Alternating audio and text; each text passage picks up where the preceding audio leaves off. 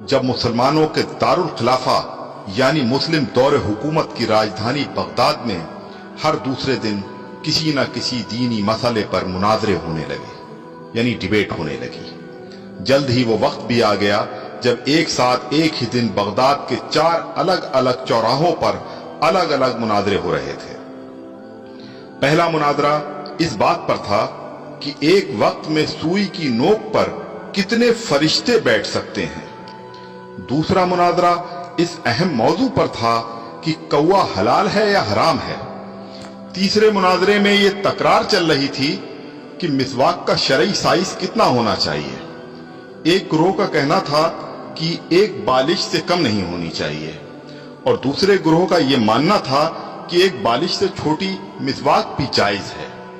अभी ये डिबेट चल ही रही थी कि हलाकू खान की क़यादत में ततारी फौज बगदाद की गलियों में दाखिल हो गई और सब कुछ तहस नहस कर दिया। मिसवाक की हुर्मत बचाने वाले लोग खुद ही बोटी बोटी हो गए। सुई की नोक पर फरिश्तों की गिनती करने वाले लोगों की खोपड़ियों की मीनारें बन गईं जिन्हें गिनना भी मुमकिन नहीं था। कौवे के गोश्त पर बहस करने वालों के मुर्दा जिस्मों को कौवे नोच नोच कर खा रहे थे। आज हलाकू खान को बगदाद तबाह किए सैकड़ों बरस गुजर चुके हैं, मगर कसम ले लीजिए जो मुसलमानों ने तारीख से रत्ती बराबर भी सबक लिया हो। आज हम मुसलमान फिर वैसे ही मुनाजरे सोशल मीडिया पर या अपनी महफिलों, जलसों और मस्जिदों के मेंबरों से कर रहे हैं।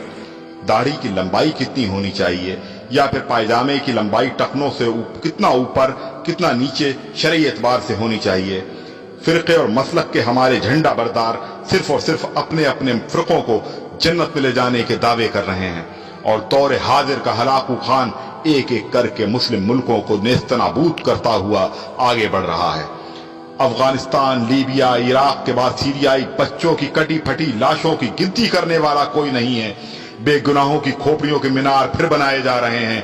आदम की नस्ल के नौजवानों, बूढ़े बुजुर्गों की लाशों को कौवे नोच नोच कर खा रहे हैं और हवा की बेटियां अपनी अस्मत बचाने के लिए उम्मत की चादर का कोना तलाश कर रही हैं।